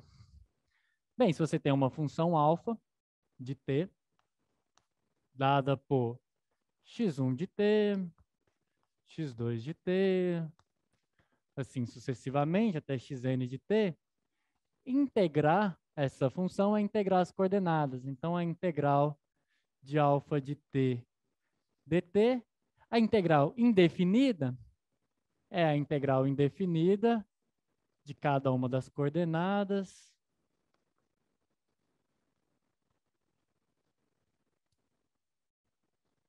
Aqui tem uma coisa importante que lá do cálculo, vocês devem lembrar, tem um vetor de constantes, né? Repita essa parte final da reta tangente. Vou fazer. Então, deixa eu voltar lá para não perder muito raciocínio. Deixa eu só dar uma olhada no horário. Só um minuto aqui. Tá, a gente está no horário, mas eu faço a revisão rapidinho. A gente não deve avançar muito, não. A parte final da reta tangente. Bem, para definir a reta tangente, eu preciso do ponto onde eu quero calcular a reta tangente, que em geral é dado, né? Você vai falar assim, calcule o ponto tangente, ou eu posso dar quem é o parâmetro, T0, ou eu posso falar assim, tal ponto, 1, 2 e 3, por exemplo, é um ponto que pertence a essa curva. Calcule a reta tangente nele. Como é que você vai fazer? Bem, se eu te dou o T0, você vai ter que encontrar quem que é o alfa de T0. Por exemplo, lá na circunferência, no exemplo que a gente fez, o T0 que eu dei foi π sobre 2. Então, quem que era o alfa de T0? O alfa de T0 é cosseno de π sobre 2, 0, seno de π sobre 2, 1. Esse é o meu ponto P0, x0, y0. Eu preciso também da direção, né? Eu preciso de qual vetor vai me dar a direção dessa reta tangente, o sentido dessa reta tangente. Para isso, eu preciso derivar. Então, no nosso caso, eu derivo, lembrando que no nosso caso era alfa de t igual a cosseno t, seno t, tá bem? É esse caso que eu estou analisando aqui, por isso que deu 0 e t. Quando eu derivo em π sobre 2, derivo e aplico em π sobre 2, é a derivada do cosseno, que é menos o seno, aplicado em π sobre 2 dá menos 1, e aí quando eu derivo o seno dá cosseno de π sobre 2 dá 0. Então, entenda, esse cara é um ponto, tá bem? Isso é um ponto onde eu vou calcular a derivada. Esse cara é um vetor. Se vocês preferirem, bota a setinha aqui, bota a setinha aqui. Esse cara está fazendo o papel de por onde a reta passa. É um ponto. P0 é um ponto. Esse cara é um vetor. Lá no vídeo eu ainda falo, observem que a derivada é um vetor. Ela me dá uma direção, um sentido e tem um seu módulo, ok? Então, isso aqui é um vetor. Se você preferir, coloca a seta para diferenciar. Esse é ponto, esse é vetor.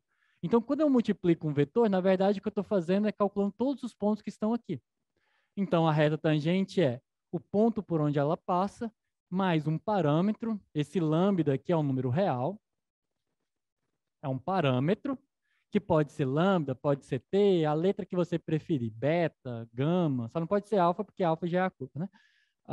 E aí você escolhe um parâmetro aqui e multiplica por esse vetor. Isso vai caracterizar todos os pontos.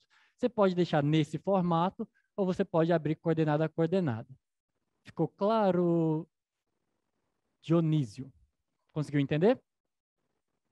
Conseguiu entender. Bem, e aí, para calcular a integral, só para a gente terminar, eu gostaria de ajudar vocês, né? Tem questão da lista que pede isso. Então, para vocês calcularem a integral, se ela é indefinida, ela é dada dessa forma. Lembrando que quando eu faço uma integral indefinida, você tem aquelas constantes, né? Você pode pensar tanto que essas constantes estão aqui dentro, mas aí quando você calcular, você vai ter que colocar um vetor k de constantes, que eu quero dizer com isso? Deixa eu fazer exemplos. Acho que exemplos sempre são mais claros, até porque isso eu já coloquei no vídeo. Vamos integrar de novo a circunferência. A gente já está com ela na cabeça. Então, vou fazer ela definida e indefinida só para vocês entenderem. Se você pega a circunferência, que é dada pela função cosseno t, seno t, o que acontece quando você integra isso, a integral indefinida, aquela que eu só estou procurando a família de primitivas? Como eu disse, tudo que foi usado em cálculo 1 a gente vai usar aqui desde o começo, pessoal. Então, eu reforcei desde o nosso primeiro encontro que precisa estar com esses conceitos bem maduros na mente. Se eu vou integrar ela de forma indefinida, encontrando a família de primitivas, vai ficar a integral indefinida do cosseno de t dt, a integral indefinida do seno de t dt.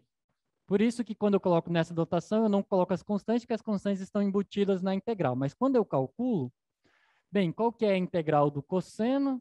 Integral indefinida. Bem, antiderivada, né? Do cosseno vai ficar o seno. É o seno de t, mas aí aqui tem uma constante, K1, ok? O seno menos o cosseno. Então, menos o cosseno. Aqui também tem uma constante embutida, K2. Aí você pode separar isso e escrever que é seno de t menos cosseno de t mais um vetor de constantes K1, K2. Essa é a integral indefinida, porque ela me dá toda a família que satisfaz, tá bem? E se eu quisesse calcular ela definida? Só para a gente zerar e aí eu libero vocês.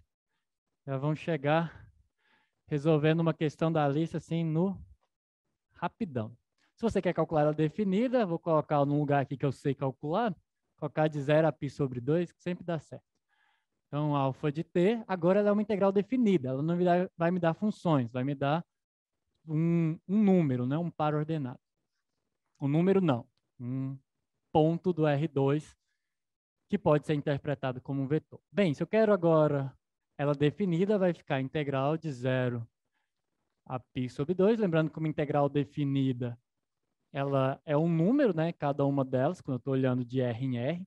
Então, fica de cosseno de t dt, a integral indefinida de 0 a π sobre 2 de seno de t dt. Aqui você usa o teorema fundamental do cálculo. A primitiva você já conhece, até você já calculou lá. A primitiva do cosseno é o seno. Primitiva no limite superior, seno de π sobre 2 dá 1. Vou fazer direto, que a gente já está passando da hora, pessoal. E eu quero falar uma coisa bem brevezinha com vocês. Cosseno vai dar seno, então aqui dá 1. Só verifiquem as contas. O seno dá cosseno em π sobre 2 dá 0, cosseno em 0 dá 1, menos 1. Então, ficaria isso aqui. Tá bem? Professor, o senhor pode dizer se a integral da lista é indefinida ou definida? É indefinida, pessoal. Ficou mesmo... bem, não ficou definido, então é indefinida. É indefinido, tá? Porque lá não tem limite de integração. Quando é definido, você coloca em cima e embaixo lá. Como ficou só a integral, não colocou a definição, é indefinida. Brincadeiras à parte, bem, se não está definida, é indefinida. Professor, uma dúvida. Quando você integrou ali no final, o resultado é um vetor? Isso vai ser uma dúvida que vocês vão ter direto, pessoal. Isso é um ponto ou isso é um vetor? Depende do que eu estou interessado. Por isso, isso sempre vai acontecer, pessoal. Toda vez que você pegar um cara do R2, toda vez que você pegar só o ponto, né? Você pega lá, 1, menos 1, esse cara está no R2. Eu estou falando do vetor ou eu estou falando do ponto? Depende do que eu estou interessado, depende de que informação que eu estou codificando. Isso é relevante? Não, esse é o ponto. Se eu estou interessado no sentido e na direção que esse ponto me define, eu estou falando de vetor. Se eu estou falando só de, bem, quais são os valores da coordenada x e da coordenada y, isso daqui é um ponto. Mas, do ponto de vista, o que é a integral definida? Né? Acho que é isso que você está pensando. A integral definida, ela é um vetor ou a integral definida, ela é um ponto? Depende do meu interesse. Depende de qual informação estou codificando. Nesse caso aqui, para mim, pode ser simplesmente um ponto. Mas em algum caso, eu estou falando assim, olha, a integral definida, caracteriza a direção de determinada coisa. Se eu estou falando em direção, então é vetor. É isso que acontece, tá, pessoal? É mais ou menos nesse sentido. Tá certo? Bem, eu peço desculpa por mais uma vez ter passado do tempo. Eu tentei pelo menos deixar a parte da aula contida, mas eu espero que todos levem muito a sério esse comentário que eu fiz. Professor, algum significado geométrico para integral de funções vetoriais? Que eu conheça, não, tá? A gente vai aprender uma coisa bem mais interessante na próxima aula, que é a ideia de curvatura e a ideia de comprimento de arco. Aí sim eu vou usar a integral de uma forma que codifique informações geométricas, seja o comprimento da curva, que é o comprimento de arco, seja a ideia de o quanto que uma curva está se curvando. Isso é informação geométrica. Eu particularmente, bem, eu não sou um geômetra, eu sou um algebrista, sou da teoria dos números, mas eu particularmente não conheço interpretações geométricas para integral. Professor, no semestre passado de C1 tivemos aqueles exercícios opcionais que vinham juntos com a lista. Não teremos isso nesse semestre? Vocês vão ter algumas coisas bem semelhantes a isso nos estudos dirigidos. Os estudos dirigidos estão um pouco, acho que vocês vão achar mais interessante. Conforme foi passando, né, o curso de C1, eu vi que às vezes você achava assim, pessoal, professor, é muito conteúdo no estudo dirigido. Agora a gente está com uma ideia diferente, a gente vai tentar colocar mais exercícios e algumas dicas para vocês resolverem exercícios no estudo dirigido. Então lá vai aparecer alguma coisa nesse sentido. Mais alguma dúvida? Agora já não sou eu mais, estou passando o tempo, agora é vocês. Estou brincando. Alguma dúvida? Bem, não tendo dúvidas. Tivendo dúvidas, pessoal, vocês podem olhar lá, se vocês entram em plantão de dúvidas, lá tem um lugar para vocês deixarem questões. Eu tento entrar pelo menos uma vez por dia, quando meu dia está um pouco mais tranquilo, um dia sim, um dia não. Eu respondo e tem também os monitores, tem uma equipe toda para responder. Coloquem lá as dúvidas de vocês, vai ser um prazer responder, tá bem? Pessoal, vamos finalizar por aqui. Até quarta-feira. Bons estudos a todos, uma ótima semana. A gente fica por aqui.